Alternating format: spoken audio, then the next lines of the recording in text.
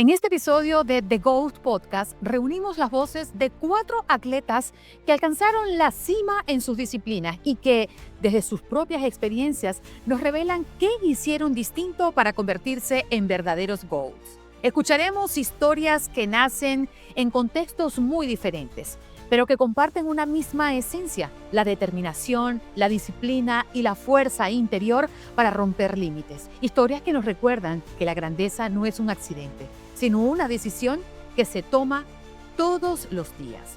Hoy celebramos no solo sus logros, sino los valores que los hicieron grandes: la perseverancia, la disciplina, la valentía y la capacidad de creer en lo imposible. Bienvenidos a Los que nos hace GOATs. Si este episodio te inspira tanto como a nosotros, te invitamos a suscribirte a nuestro canal y acompañarnos en cada nueva conversación. Tu apoyo nos permite seguir contando historias que transforman y elevan el deporte. Este episodio es presentado por Squad, la plataforma que transforma la gestión de academias deportivas. Si diriges una academia y te abruman los registros, pagos y organización, Squad lo soluciona en un solo lugar. Menos caos, más deporte.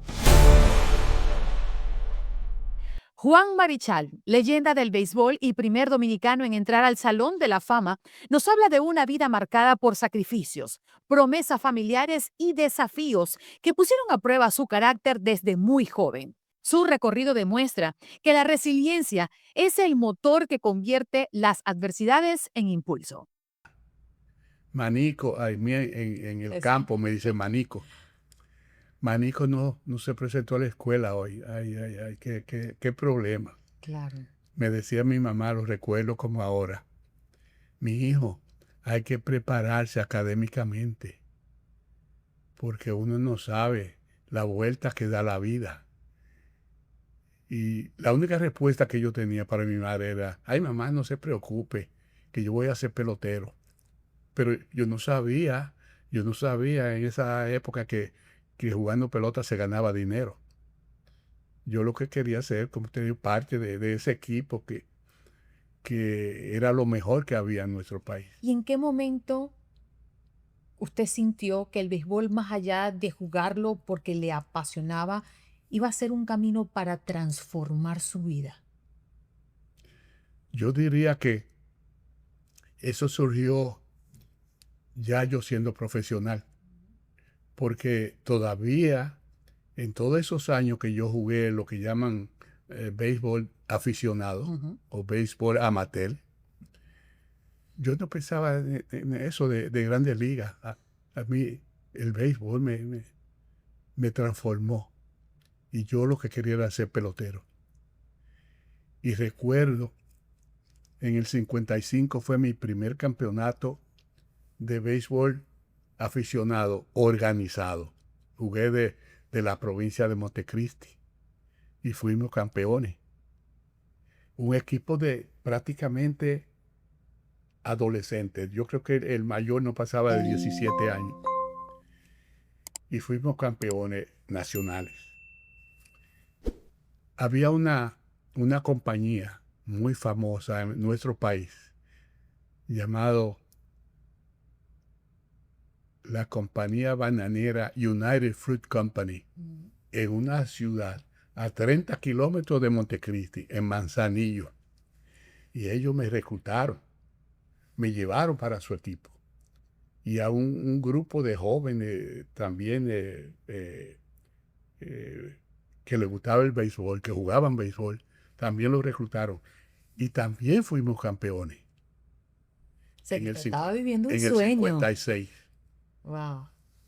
Jugando para Manzanillo, yo enfrenté un equipo de la aviación militar dominicana, que su mayor jefe era un hijo de Rafael Leónidas Trujillo Molina, aquel famoso dictador de nuestro país, de República Dominicana. Y ese hijo se llamaba Ramfis Trujillo. Y él era loco con los pilotos y con los peloteros. Y lanzando yo un partido en Manzanillo contra la aviación militar dominicana, yo le gané el juego 2 carreras por 1, un domingo por la tarde. Esa noche nosotros celebramos haberle ganado un juego a la aviación. Eso era un logro enorme. Y lunes por la mañana tocan la puerta donde vivíamos un grupo de peloteros, de miembros del equipo. Y yo fui a abrir la puerta y cuando abro es un señor, un oficial del ejército o de la Fuerza Aérea, con un sobre en la mano y me lo pasa, un telegrama que decía: repórtese de inmediato a la aviación militar dominicana, firma Rafael Leonidas Trujillo, hijo. Oh, wow, no puede ser. Yo me puse nervioso, Claro. alegre, porque yo reconocía que ese equipo era el mejor equipo que había en ese momento, a ese nivel de béisbol aficionado en República Dominicana. Bueno, se me pasa esa sensación de nerviosismo y cosas, y me baño, me preparo y salgo para el campo, para Laguna Verde, a mostrarle el telegrama a mi madre. Cuando llego allá, mi madre se puso furiosa. Y yo recuerdo que ella decía: ¿cómo puede ser que un niño de 17 años lo quieran ingresar a la milicia? Decía ella, la milicia. Yo ni sabía qué quería decir la milicia. Y yo llegué allá a las 11 de la mañana y eran las 4 de la tarde y ella se paseaba de un lado a otro, disgustada. A eso de las 4 de la tarde se apareció el mismo militar, un oficial, con otro telegrama que decía lo mismo. Usted me ha entendido que tiene que reportarse inmediatamente. Cuando ella vio el segundo telegrama, me dice: mi hijo, a esa gente no se le puede decir que no. Y ya yo prácticamente tenía un bultito hecho. No te voy a decir con una maleta, porque no tenía maleta. Pero tenía un bultito hecho con ropa, zapatos y eso. Y cuando ella me dijo que no se le podía decir que no, ya yo sabía que me dio el visto bueno. Había un autobús, una guaguita, decimos nosotros, que viajaba de la capital a Manzanillo, a Dajabón. Y cuando bajó, yo le dije al conductor de esa guaguita: por favor, guárdame un asiento cuando tú subas, para que me lleve a la capital. Y así fue, me fui para la aviación. Llegué a la capital, ahí tomé otro autobús para la base San Isidro. Cuando llego a San Isidro, Ramfi no estaba en el país para esa época, pero había un otro general que era el segundo de él, quien me recibió, me dio la bienvenida. Y cuando se despidió de mí, aló su billetera y sacó un billete de 100 pesos. Primera vez que yo veía un billete de 100 pesos.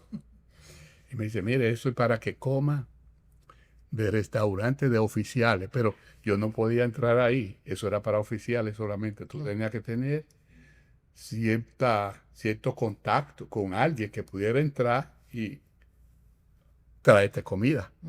Pues eso, yo no sé qué tiempo me duraron esos 100 pesos comiendo de ese restaurante. Y cuando se agotaron los 100 pesos, a comer lo que le llaman el chao de los guardias. Porque todos los peloteros éramos rasos.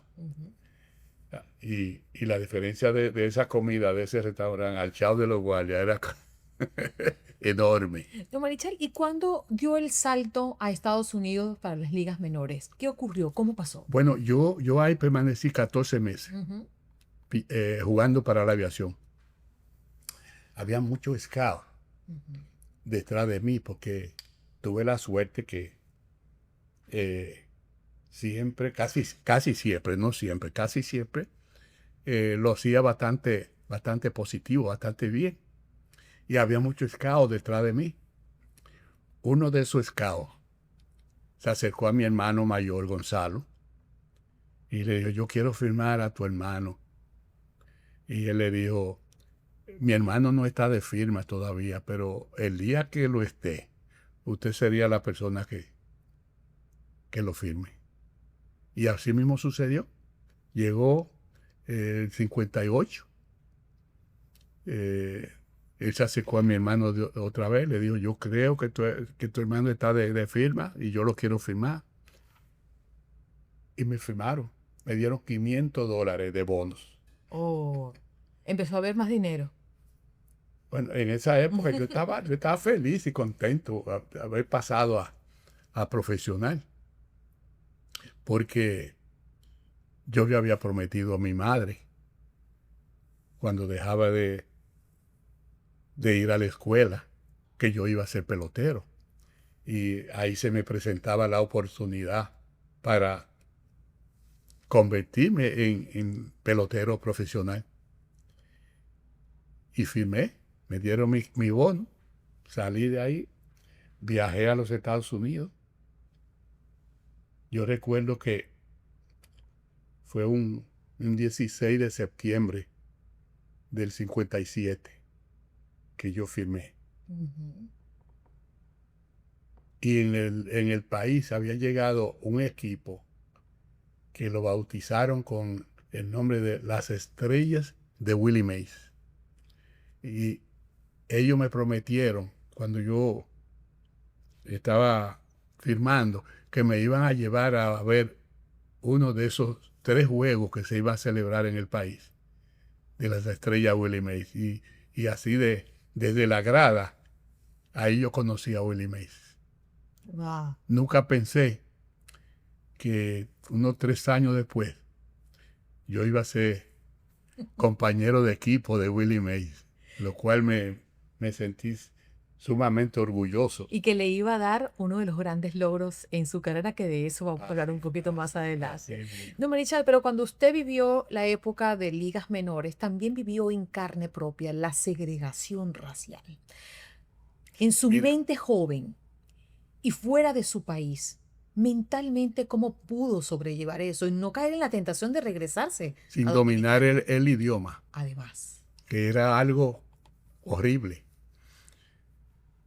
Cuando nosotros, digo nosotros, porque fue un grupo de jóvenes dominicanos que firmamos en la misma época y vinimos al campo de entrenamiento de los Gigantes de San Francisco.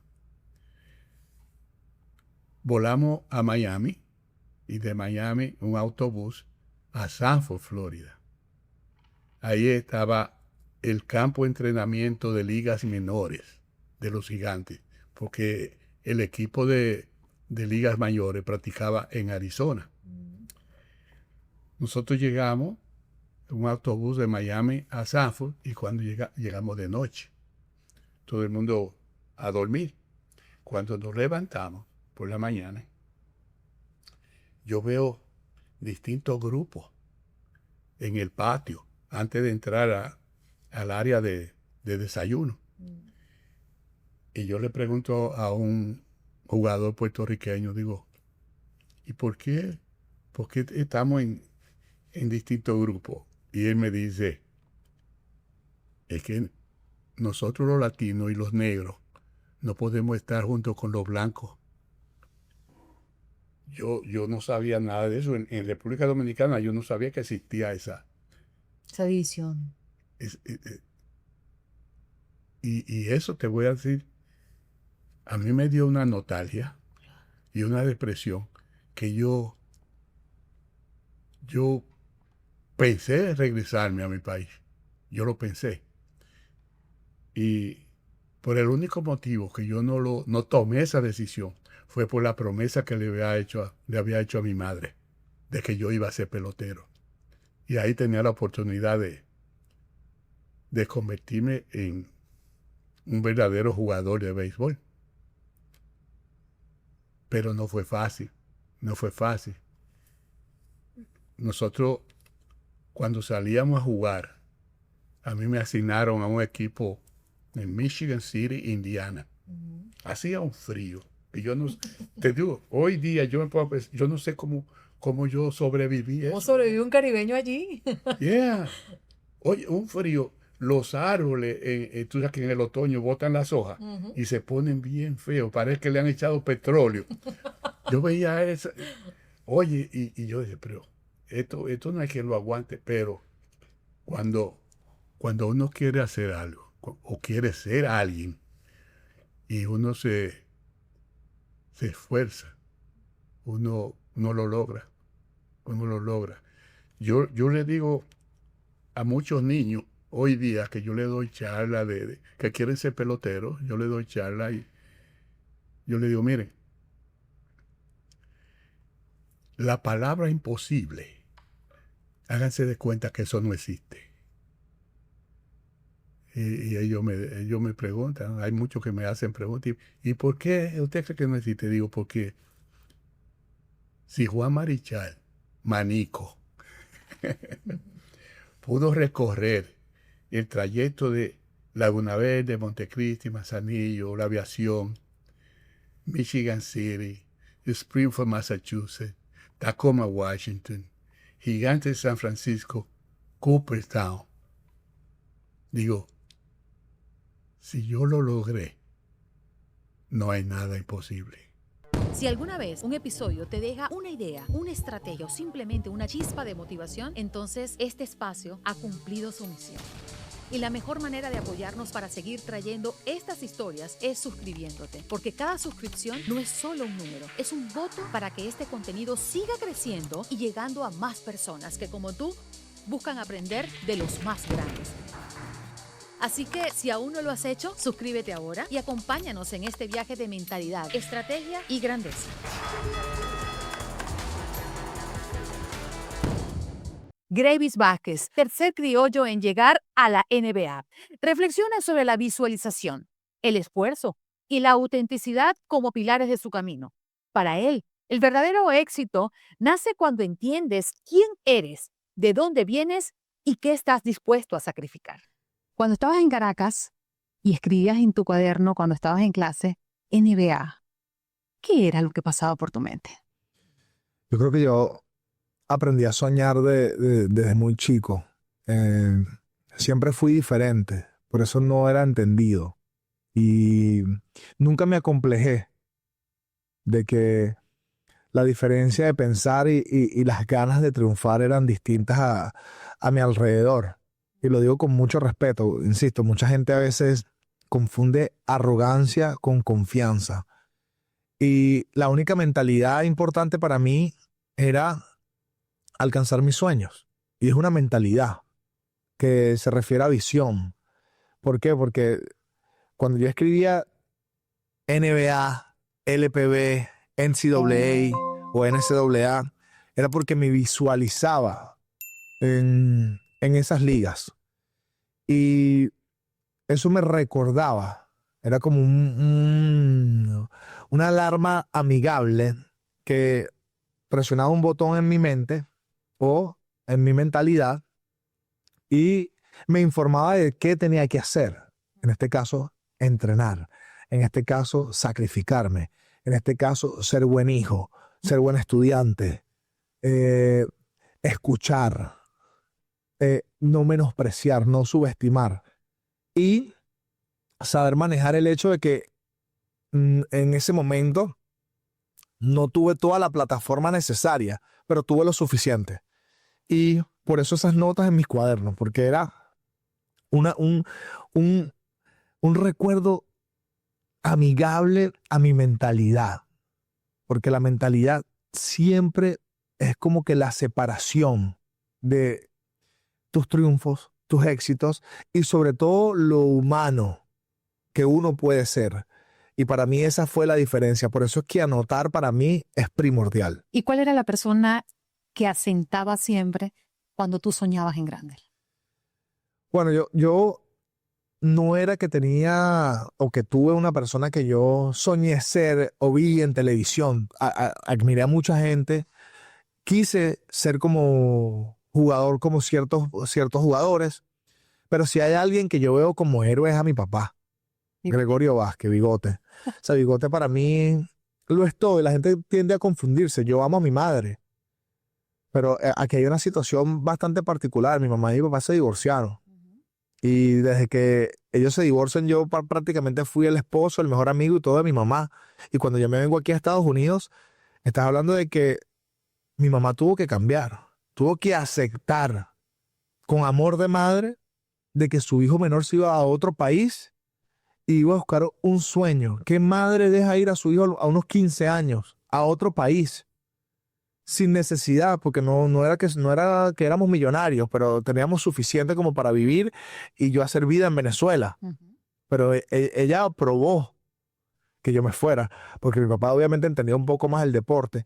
Y yo creo que ese ha sido la clave de mi éxito. El hecho de que mis padres, a pesar de todos los problemas que ellos tuvieron en su relación, siempre dejaron presente y y pusieron de prioridad lo que era mi vida, la vida de su hijo menor. Y para mí, mi papá es un héroe tangible y mi mamá es una héroe anónima que no menciono lo suficiente, pero ya tengo 38, que me acuerdo cada cosa, cada esfuerzo, cada correazo, cada ida al colegio, en camionetica, coche directo a la avenida San Martín, el puente de San Martín, para cruzar el puente, para llegar a la escuela San Juan Bautista, frente la Plaza Capuchinos, que queda al frente del Guarataro. O sea, aquí hasta los estratos sociales se unieron a un mercado, no solidario, un mercado único que era la meta, ver a un venezolano triunfar. Gravis, tú me hablas de tu mamá y muy ciertamente a veces me costaba entender por qué siempre salía el nombre de tu papá y no era equivalente a cuántas veces nombrabas a tu madre. Pero también entiendo que en ese momento, cuando tomas la decisión de venirte a los Estados Unidos, tu mamá estaba atravesando por un momento difícil emocionalmente, tú eras prácticamente su bastón, tú eras su todo, tú eras su giro, ¿no?, de vida. Y aún así tuviste que salir de allí. Y hasta el día de hoy creo que estas conversaciones las tienes con tu mamá. Sí, bueno, yo creo que si no tenemos nada escrito aquí, un guión de cómo va a ser esta conversación, a lo mejor tú tienes algo más o menos preparado, pero yo creo que yo he hecho muy poco es hablar de mi mamá. ¿Qué crees? Y porque no ha sido la mejor relación madre-hijo, hijo y madre. Y no porque no nos amemos, hay un amor incondicional, sino porque las circunstancias cambiaron en el momento que yo me fui y fue doloroso para ella y fue muy ingenuo para mí. Yo hoy en día, o sea, no cambiaría mi vida, pero no sé cómo hiciera para poder tener a mi mamá de vuelta conmigo feliz. No porque jugué la NBA, no porque soy uno de los venezolanos con más éxitos a nivel deportivo, sino porque para ella fui su mejor hijo. Y eso es cuando yo digo que el éxito consume. Y mi mamá no ha sido acreditada todo lo que tiene que ser acreditada. Para mí ella fue la que más sufrió. Sufrió en mi matrimonio, que lastimosamente fue un fracaso. También bajo un divorcio. Y las madres tienen un poquito, se inclinan más al corazón del hijo. Y sabes, yo creo que fui muy terco en muchas cosas, cosa que jugó un arma de doble filo. Así que yo creo que la gente no sé si por respeto, no menciona o no busca indagar ese tema con mi mamá. Y mi mamá, Ibis Rodríguez, Ibis del Carmen Rodríguez, eh, eh, pieza fundamental en todo esto. Y por eso la menciono como una héroe anónima, porque yo creo que sin ella, sin la parte de ella y la función de ella, esta entrevista, ni todo este éxito, ni el documental, ni la carrera en NBA, ni los millones de dólares hubiese pasado. ¿Sientes que le debes algo a tu mamá todavía? Sí, me siento en deuda. ¿Estás a tiempo? Sí, claro que sí. Yo soy fiel creyente que el tiempo de Dios es perfecto. Lo vivimos con esta conversación. Yo creo que eso me da esperanza. Un hombre que crea en Dios y que tenga a Dios en su corazón nunca va a dudar que siempre está a tiempo de hacerlo mejor. Y yo creo que ya a este punto de mi carrera y de mi vida, para mí es importante o sea, ser feliz. Ya los atributos de riqueza en términos de material no me interesan. Hoy no tengo carro. Ayer tenía 6, 7, más los carros míos en Venezuela. Hoy no tengo una mansión de casa, vivo en un apartamento. Y eso no me hace pobre, o eso no me hace menos. Entonces, esa es la mentalidad GOAT, que de verdad tú te expreses ante el mundo de cómo tú eres y quién eres y cuál es tu esencia. Ahí está tu riqueza. Claro, me gusta vivir bien, me gusta viajar, me gustan los lujos, pero yo creo que todo eso se envuelve en la esencia de quién eres tú y cómo puedes disfrutar eso, porque yo hoy puedo estar en el Guarataro, uno de los barrios más peligrosos en Venezuela, como puedo estar en la Quinta Avenida de Nueva York y me van a reconocer tan igual. O sea, no va a haber diferencia. Ese es el Gravis Vázquez, esa sí es mi esencia, que puedo entrar en esos mercados y ellos saben que voy a ser el mismo en todo momento. Si algo tenemos en común tú y yo no soy una GOAT, debo decirlo, es que venimos de sitios humildes, donde vivimos mucha miseria, y no solamente porque no había recursos económicos, sino también miseria mental, ¿no? Donde, y te voy a confesar algo que creo que no lo había conversado en algún momento. Yo regresé a Venezuela hace 2 años después de venir a vivir en los Estados Unidos y me paré en el puente que separa el parque con el edificio donde viví. Y en esas escaleras estaba sentado los mismos 4 que estuvieron sentados durante toda mi infancia. Con la diferencia es que ya no tenían dientes. Ya estaban viejos.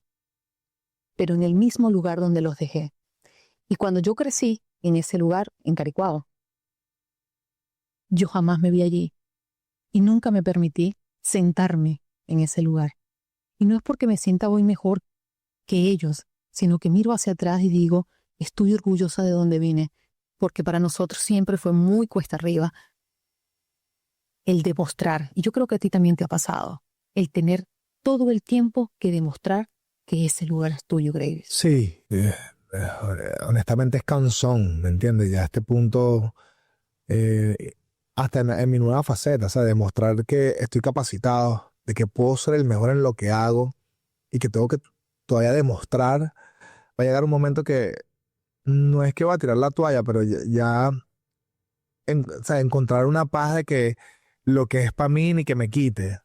O sea, ya el hecho de retirarme de ser un jugador profesional por una lesión ya es cuesta arriba. Entonces, cuando tú hablas de base y de esencia, esa fue mi diversidad o mi proactividad. El hecho de que un día yo pudiera estar hablando con Lorenzo Mendoza y al día siguiente pudiera estar hablando con, no sé, ¿Con los morochos? con los morochos, con Randy Cheo, con Nelsito que vivía en el piso, que vive un vecino. Mañana conocí el presidente de Estados Unidos, Obama, un ejemplo, y después conoces al presidente de condominio de la Residencia de Las Piedras y tener esa aceptación a esos niveles ha sido mi encaje de poder ser la misma persona. O sea, yo estoy orgulloso de ser venezolano, con todo y que nuestra cultura está en un momento crítico. Yo he aceptado las críticas más duras de de mi propia sangre, de mi propia cultura. Estábamos hablando fuera de cámara que nadie es profeta en su tierra. Es impresionante cómo nosotros no valoramos lo nuestro, cómo no nos ponemos de primero, cómo no hacemos a los periodistas deportivos los mejores periodistas deportivos creándoles una plataforma de nuestro país, porque nuestro deporte es bueno. Cómo no nos hacen entender de que el éxito es normal. Cómo tenemos que caminar siempre por el extremo hasta que sobrevivimos el extremo y lo celebramos como que si ese éxito es anormal. ¿Hasta cuándo eso con nosotros? ¿Cuándo vamos a tener responsabilidad? Y me pongo primero en la lista. O sea, a través de estas plataformas, de mandar un mensaje, de decir, hey, ser tú es grandioso. Tú no tienes que cambiar un coño. Tú tienes que ser venezolano. Y olvídate de la política, porque no tenemos que estar de acuerdo, pero tenemos que ser venezolanos. Y yo siento que todavía no entendemos ese mensaje, por desesperación, por desunión, por lógica, por objetividad. Hoy no hay conciencia en una cultura que es necesaria una unión. así sea simbólica, porque otras sí las tienen o pretenden tenerla y de verdad no son mejores que nosotros. Y lo digo con respeto. En cada esquina del mundo hay un venezolano o una venezolana triunfando. José Manuel Rey, referente histórico del fútbol venezolano, comparte cómo la disciplina, la constancia y la capacidad de aprender de cada error lo llevaron a construir una carrera sólida dentro y fuera del país. Su historia es un recordatorio de que la excelencia se entrena, se repite y se perfecciona todos los días. Empecé en el Colegio La Salle, desde muy chiquito. Hice béisbol y fútbol en su momento, hasta que llegó un momento donde los horarios me coincidían. Y bueno, decidí por fútbol, por la tribuna, por el ambiente, por las amistades que tenía más en el colegio. Seguí jugando fútbol y ahí es donde empieza el desarrollo de etapa de juvenil, con muchos entrenadores, muy buenos compañeros tuve en ese proceso. Hasta que llega Pedro Castro y me invita a la sub-20 del Marítimo. Y ahí cambia todo. Ahí empieza ya otra forma de entrenar. Colegio de La Salle eran 2 días a la semana el entrenamiento. Aquí eran todos los días. El nivel competitivo, el crecer tácticamente. Bueno, y ahí se fue dando las cosas. Todo era por diversión al principio. Mis viejos siempre apoyando, mi mamá, mi papá llevándome a los partidos, hasta que se da, mira, Rey, estás convocado porque entrenaba con el equipo de primera, pero jugábamos con la sub-20, hasta que se dio la oportunidad y el primer partido convocado fue contra Zamora y nada, de carretera, de poder disfrutar una concentración, yo no sabía que era eso. El poder compartir con gente muy, muy, muy querida y caballos en ese momento como Noel Chita San Vicente, Franco Risi, Daniel Nicola, que en paz descanse. O sea, aprendí muchísimo de todos ellos y de la experiencia. Tu padre te llevó y te entregó el fútbol como idea, como filosofía, pero lo perdiste cuando tú tenías 17 años. ¿Qué Empezando. es lo que conservas de tu papá? Todo. De hecho, guardo la frase que me dijo cuando yo le dije, yo quiero ser profesional. Cuando empecé a jugar en el Marítimo, entrenando con el equipo de primera y jugando en la sub-20. Yo quiero llegar a ser profesional. Bueno, hijo, entonces vas a tener que ponerte un traje de overol. El traje el azul que usa el obrero. Dice que es más difícil. Me dijo, mira, va más difícil jugar fútbol profesional que ponerte el traje de overol, así que prepárate para eso. Eso me lo dijo él a mí, yo empezando a entrenar con el equipo profesional y jugando sub-20, y por el comentario que le hice, que capaz fue un comentario de niño contento que veía cómo se entrenaban los profesionales y el fútbol que jugaban. Me dijo eso, me quedó calado y se lo dije a mi hijo cuando me dijo lo mismo. Le dije, prepárese con el traje de overol porque el camino que quedas eligiendo es bastante difícil. Es decir, que lo comprobaste. Totalmente. Y que no solamente eso, también guardo los viernes de sus partidos de fútbol de veteranos en el Colegio La Salle, yo yendo de recoger pelotas con los demás niños. No, guardo muchas experiencias. En el Club Parque Mar, donde jugamos los padres contra los hijos, muchísimas. ¿Qué es lo que hoy le inculcas a tu hijo que no quieres que viva en el fútbol?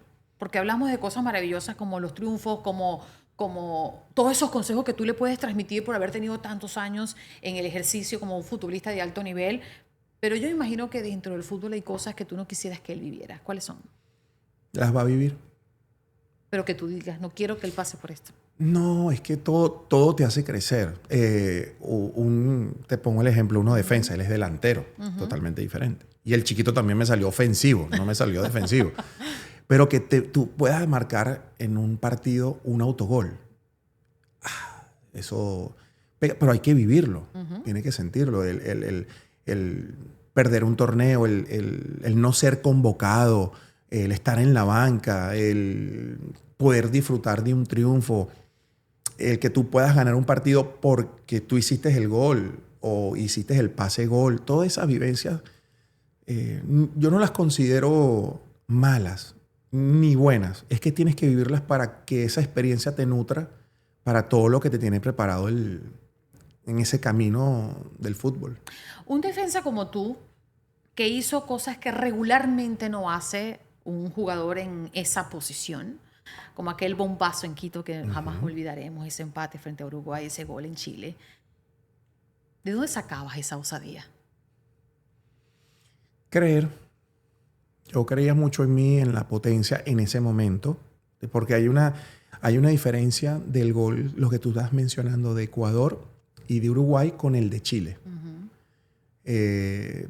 Yo crecí pegándole muy fuerte a la pelota. Practiqué muchísimo para que no me subiera tanto la pelota, sino para que entrara dentro de la arquería. Y llega un momento donde ya te conocen los rivales y lo que hace el portero es dar un rechace, y ya se van preparando tanto que tratan de que el rechace tampoco le quede a un compañero mío. Entonces llegó un momento donde sí, pude marcar ese gol de Ecuador, que fue mucha suerte, digamos, por el tema del desarrollo, que pega en la espalda al chico y agarra la curvatura y entra. El tema de Uruguay, le pegué bien a la pelota y le hice una curva extraña al arquero, logra meter. Y el de Chile fueron, a partir de que yo vi que los porteros ya se prepararon, yo tengo que cambiar. Tengo que poner a pensar al portero dónde voy a patear. Y empecé a practicar todos los jueves 60, 80 pelotas durante, 5 o 6 meses. Y bueno, empecé a marcar muchos goles en la Liga Nacional con el Caracas. Ese fue el año 2009. Imagínate, 2009. Donde pude ya educar mi pierna derecha con la técnica para meterla por encima de la barrera.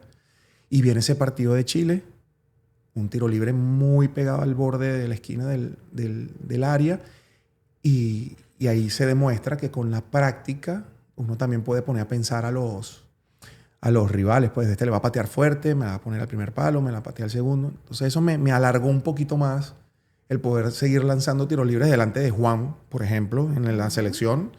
Ese día estaba Juan y el que me acompañó en el tiro libre fue Juan. Entonces, bonito.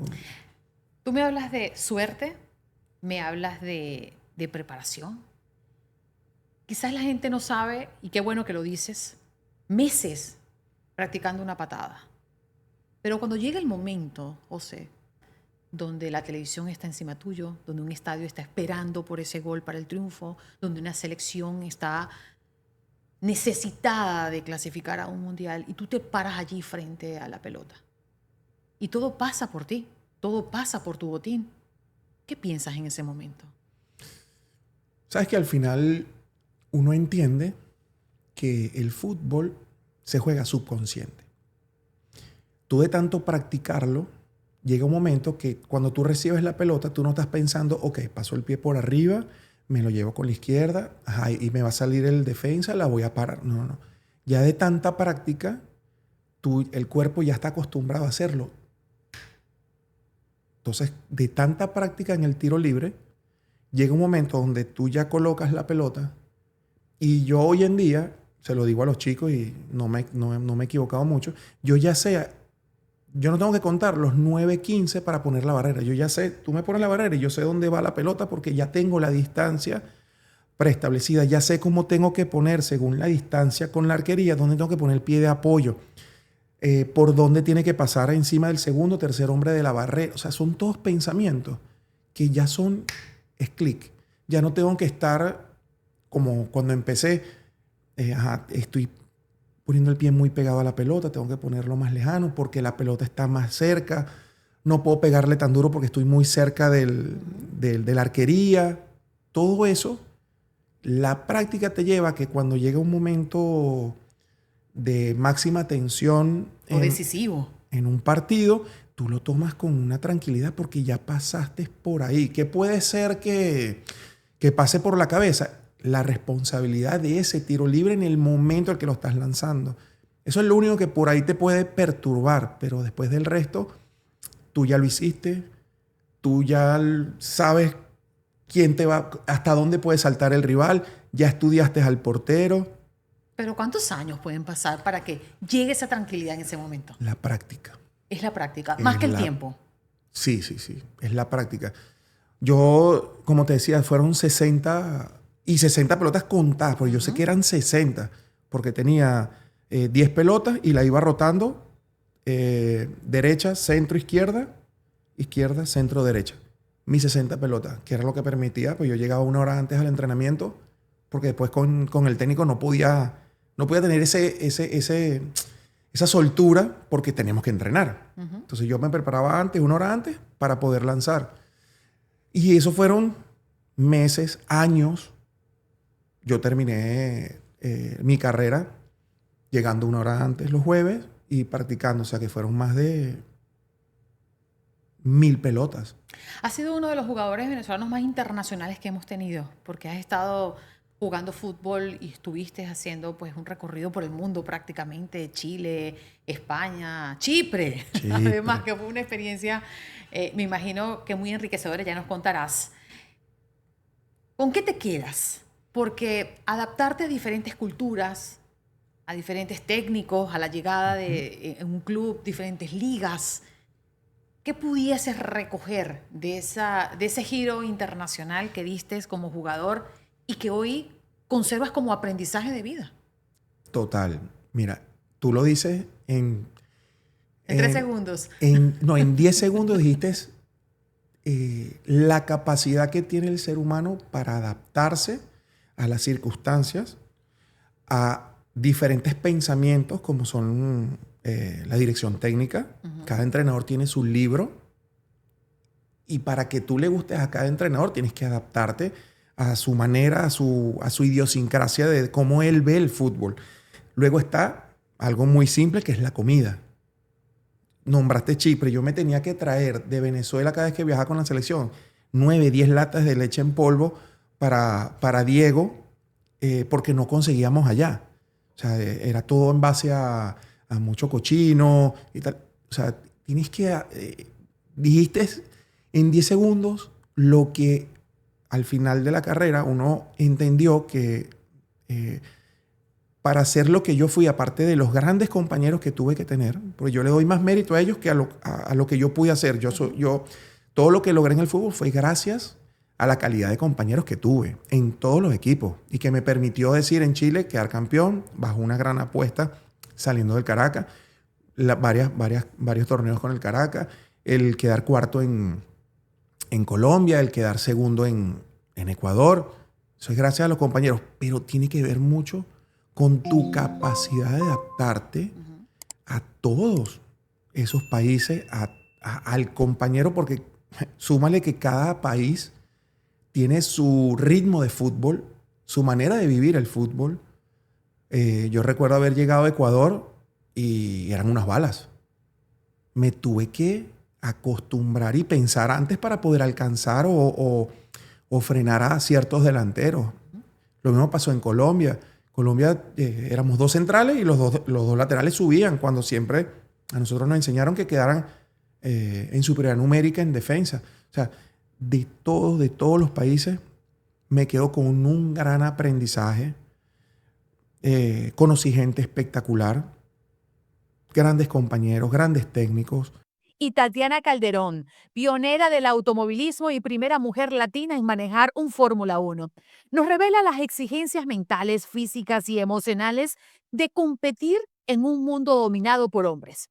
Su trayectoria demuestra que romper barreras requiere preparación extrema, claridad y una confianza absoluta en el propio talento. Vienes de una familia que no está directamente vinculada con el mundo de los motores. Aún así te convertiste en la primera latina en conducir un carro de Fórmula 1. ¿Cómo desafiaste lo que nadie había hecho? Es increíble pensar, ¿no? Hasta dónde he llegado de un día que mi hermana Paula me llevó a una pista de alquiler de karts en Bogotá, en Colombia, y compramos un turno de 5 minutos y me enamoré de la velocidad, de la adrenalina. Nadie en mi familia nunca ha tenido nada que ver con carreras de carros, pero creo que nosotras tomamos como un poco de inspiración, ¿no? de Juan Pablo Montoya, que estaba precisamente pues llegando a la Fórmula 1, pero realmente es como esa historia de tengo un hermano menor. Somos 2 niñas las que les gustó como las carreras porque por casualidad lo probaron. Entonces por eso digo que uno tiene que realmente como darle esa oportunidad a los niños y a las niñas para que descubran su pasión, y creo que soy muy afortunada de haberla encontrado con 9 años. El mundo de los deportes sabemos que es un mundo dominado tradicionalmente por hombres. ¿Cómo diste ese salto de ir a alquilar un kart en 5 minutos y luego decir, sí, esto es lo que yo quiero para mi vida? Inclusive, no estudiaste una carrera, te dedicaste a los motores. Yo era de esas niñas que no se podía quedar quieta. O sea, yo jugaba fútbol y siempre jugaba contra niños, porque las niñas en ese momento tampoco era que jugaran mucho. Y como tenía este hermano menor, que él es 2 años menor que yo, competíamos por todo.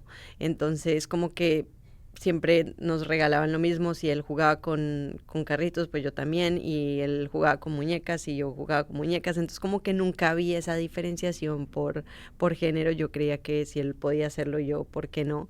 Entonces creo que para mí fue pues la forma en la que me educaron mis padres, que lo agradezco muchísimo, el hecho de poder pues como dedicarme a eso que más me gustaba, que yo como que uno sabe, ¿no? Cuando sabes, y me apasionó muchísimo. Es como tú arriba del carro, es como que vas al mando, ¿no?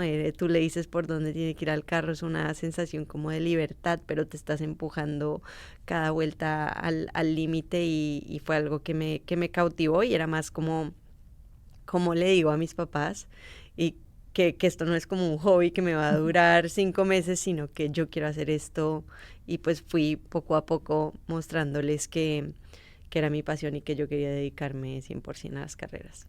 En el mundo del automovilismo siempre hay un papá al lado tuyo como manager, un hermano, un primo. Están rodeados los pilotos que hacen carrera en este deporte por familia, ¿cierto? ¿Por qué es tan importante y por qué es tan común? Totalmente, es uno como que necesita realmente alguien que pueda confiar, ¿no? Es un deporte, bueno, en general los deportes son así, ¿no? La política, pero este deporte por el costo que tiene también, ¿no? Se mueven muchos intereses que a veces no van para el mejor interés del piloto. Hay muchos agentes externos, y creo que uno cuando encuentra como esa persona de confianza que normalmente tiende a ser familia que te conoce muy bien, creo que ellos realmente pelean por ese interés real de que el piloto esté protegido, que esté en un ambiente donde pueda florecer. Entonces yo creo que esa es la razón, ¿no? de esa confianza que se necesita en el deporte de alto rendimiento. Y pues al final creo que también mi hermana, como ha sido piloto, entiende el hecho de ser mujer en este deporte, y ella también tiene como sus desafíos como manager de que la tomen en serio, de que tú la ves en una foto y parece que fuera menor que yo incluso.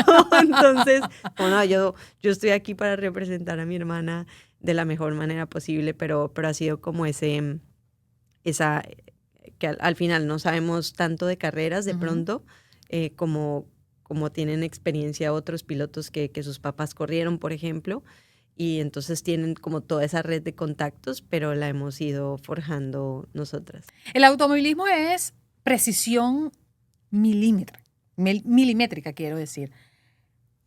¿Cómo manejas la presión, la atención? Porque un descuido podría costarte la vida.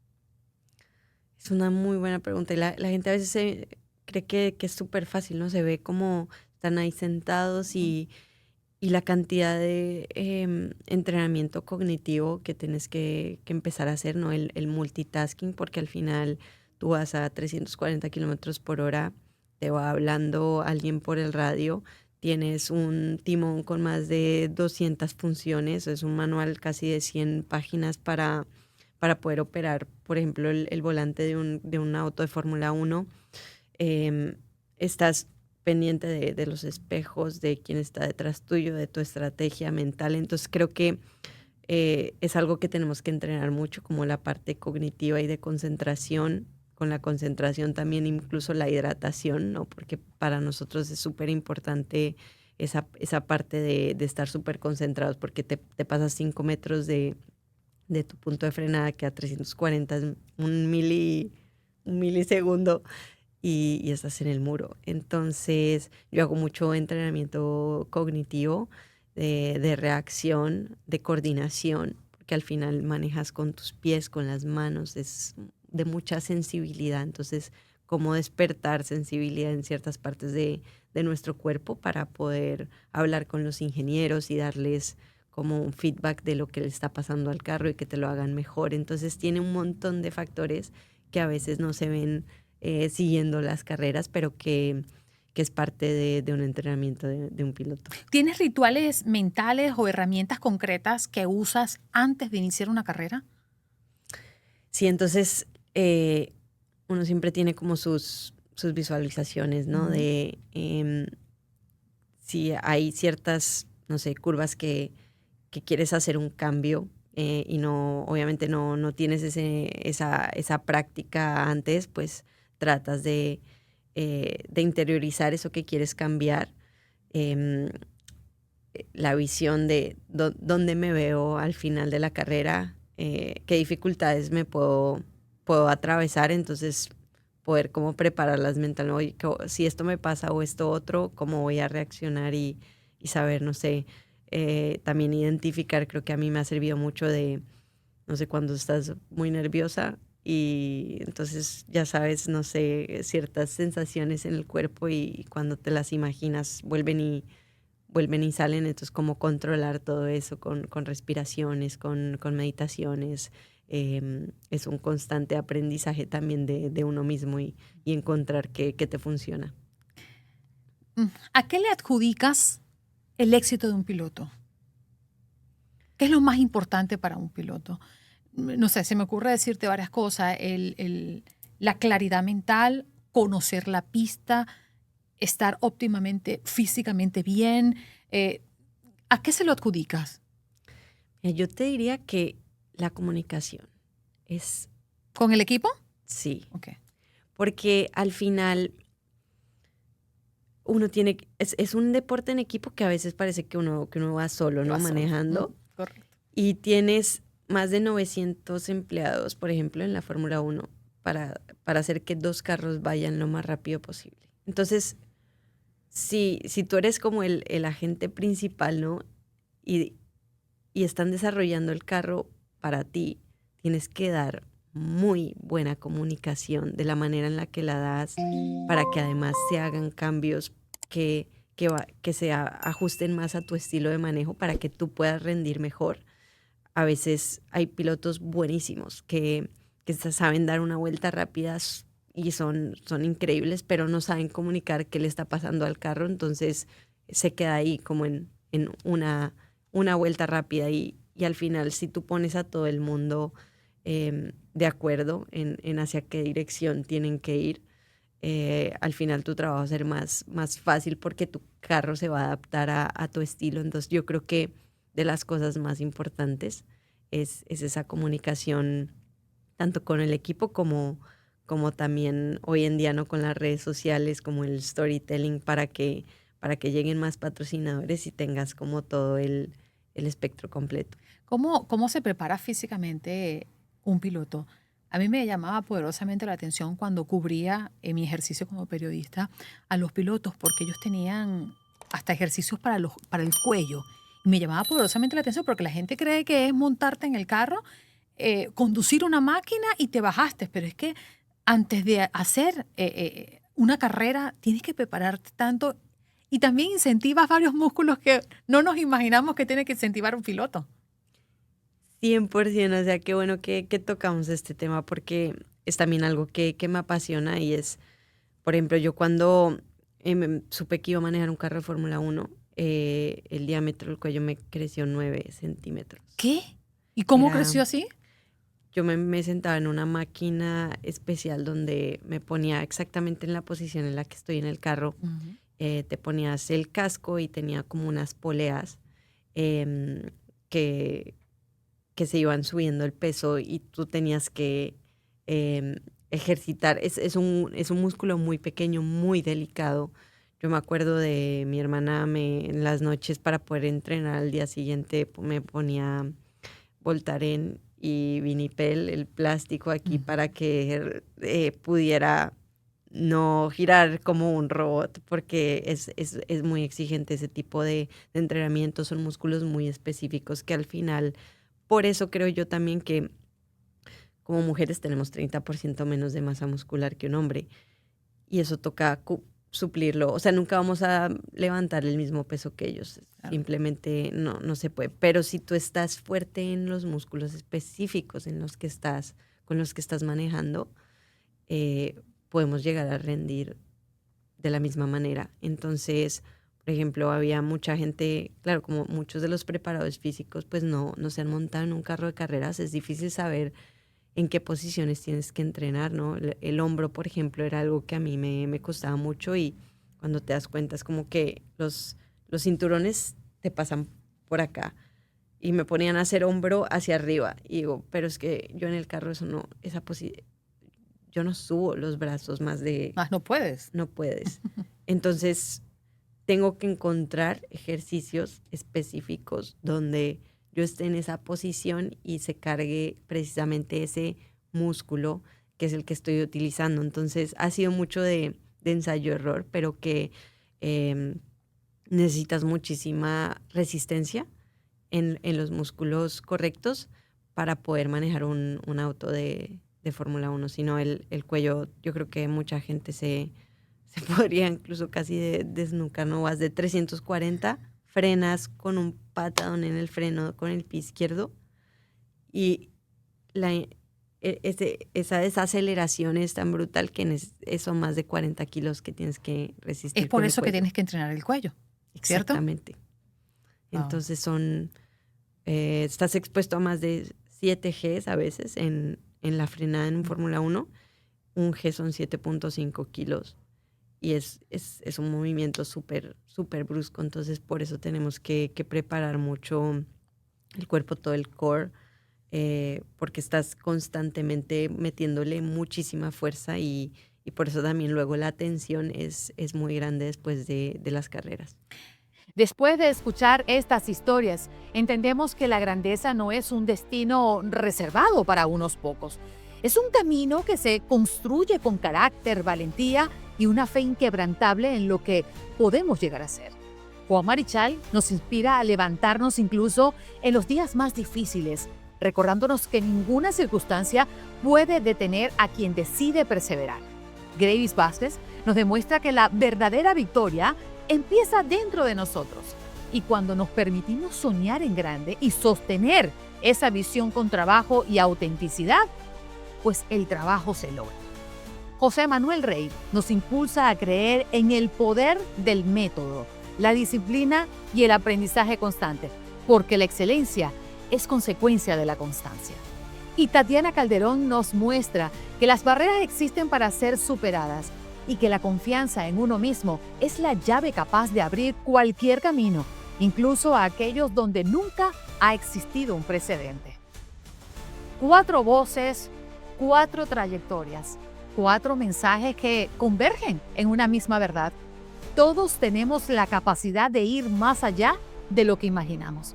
Lo que ellos lograron no fue producto de la suerte, sino de una mentalidad que se forja a diario. Y esa mentalidad está al alcance de cualquiera que decide trabajar por sus sueños.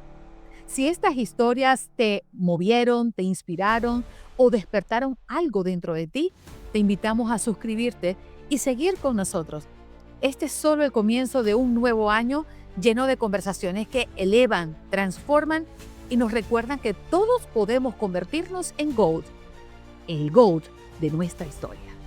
Este episodio es presentado por Squad, la plataforma que transforma la gestión de academias deportivas. Si diriges una academia y te abruman los registros, pagos y organización, Squad lo soluciona en un solo lugar. Menos caos, más deporte.